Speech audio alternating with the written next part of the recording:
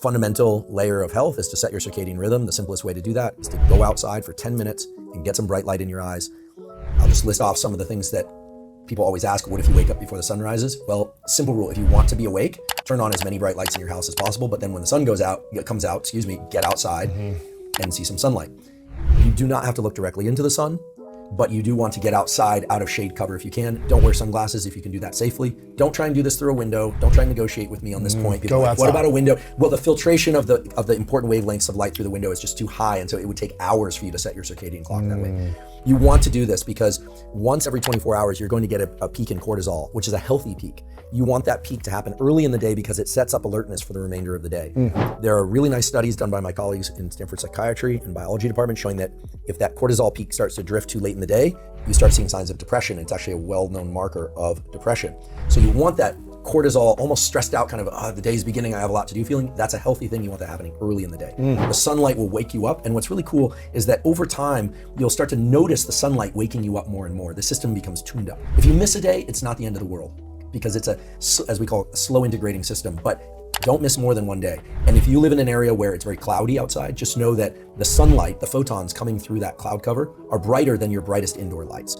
Now, if you live in a very dark region of the world, or it's unsafe or purely impractical to get outside in the morning, then it might make sense to get a sunrise simulator or one of these lights, but they tend to be very expensive. What I recommend people use instead is just a ring light, a ring blue light. This is a case where you can blast your system.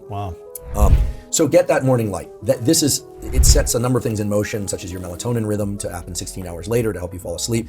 I would say this is the fundamental step of any good morning. And if you don't do this enough, you are messing yourself up in a number of ways. This sunlight viewing or bright light viewing early in the day, I would say within 30 to 60 minutes of waking up for about 10 minutes, or if it's very cloudy, maybe 30 minutes or so, that activates a particular type of neuron in the eye called the intrinsically photosensitive retinal ganglion cell. If people want to look that up, signals to the circadian clock, which is right above the roof of your mouth, but that is the master circadian clock that then releases a bunch of signals into your body. This all happens very fast, and every cell in your body gets tuned to the exact same time reference point so that your system can work as a nice concert of cells as opposed to out of whack. Your gut has a clock, your liver has a clock, your heart cells have a clock, every skin cell has a clock. And for those that are not incentivized enough by the cortisol stuff and all the other things, actually the replenishment of stem cells in the skin, hair, and nails is activated by the system. So hair grows more readily, skin turns over, and nails grow more quickly because you have stem cells, literally cells that release more cells that become new hair cells or new skin cells and new cells that make up the nails. So skin, hair, and nails also benefit, and it has to be light exposure to the eyes. When we talk about all these things like the gut and the skin, etc., it's tempting to say, oh, it's sunlight on the skin. No, it's actually only can be signaled through the eyes because the clock lives deep in the brain, that master clock, and you need the signal to get to that master clock. If you can avoid wearing sunglasses safely, right? There are people, for instance, who have macular degeneration, who have to avoid bright lights, and they know this because their ophthalmologist tells them.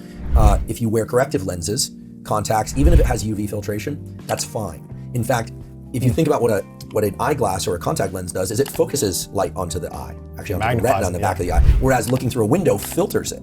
It blocks a certain amount of light coming in, even if it's a very clear window. So go outside. If you wear glasses, fine. If you wear contacts, fine.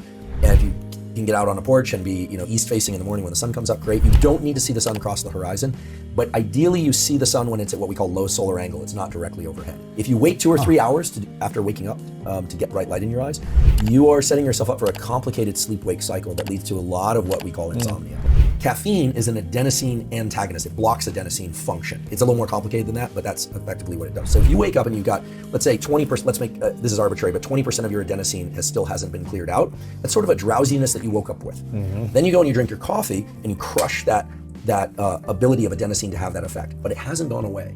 So that when your coffee wears off mid-morning, now that adenosine is there and you feel like there's a mid-morning crash or an afternoon crash. So I delay my caffeine intake for about 90 and ideally 120 minutes after I wake up.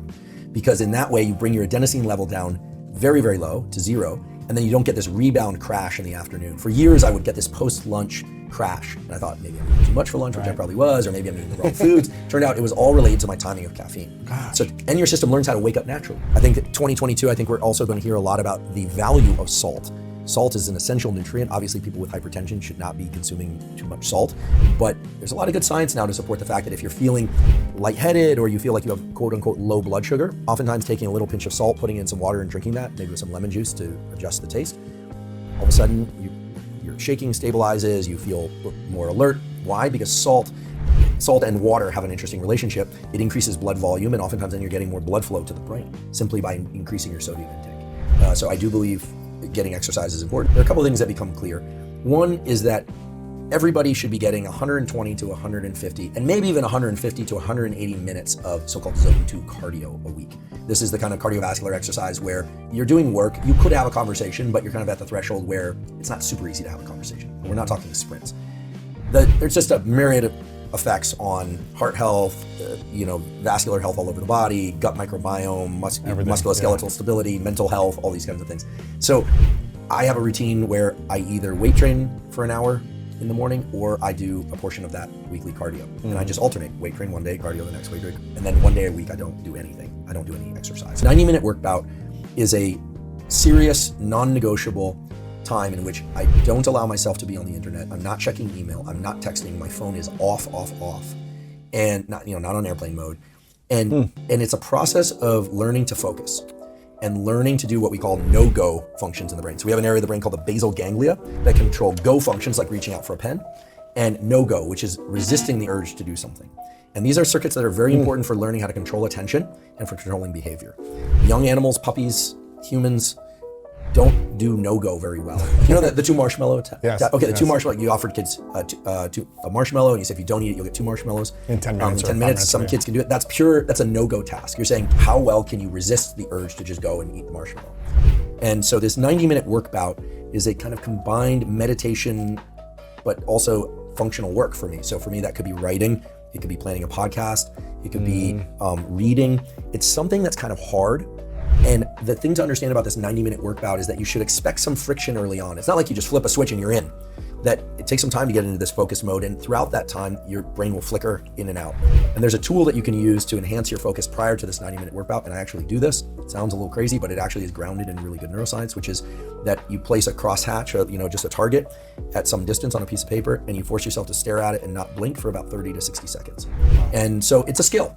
And I hear these days a lot about attention deficit and trouble focusing, and indeed some people have clinically diagnosed attention deficit. There are resources for them. I did a whole podcast on ADHD, but many people don't have attention deficit in the clinical sense. They created it because they never actually taught their brain how to focus for very long. And the phone's sitting right here, and there's distraction everywhere. And then of course it raises all these questions. Like people say, well, do you listen to music? Do you listen to white noise? There are a lot of tools and tricks. Sometimes music helps, sometimes music hinders. Sometimes being in a cafe can help, sometimes pure silence helps. It's really individual, and it's really context dependent. So I don't want to give a prescriptive. I always, after lunch, do a 10 to 30 minute either non-sleep deep rest or hypnosis, 20-minute naps, or things of the sort that I just described, the hypnosis I described, allow the neuroplasticity that was triggered during that learning bout to occur much more quickly. And so people learn faster. Interesting. Yeah. So and for some people, a nap isn't a feasible thing. Some people say, are naps good or bad? If your nap interferes with your nighttime sleep, it's bad. If your nap does not, then it's okay. And naps that are shorter than 90 minutes, so anywhere from 10, 20, 30, 45, but certainly not longer than 90 minutes, are going to be better than naps that are longer than 90 minutes for reasons related to sleep. Try and get a little bit of sunlight as the sun is setting in the evening or late afternoon, depending on the time of year and where you live.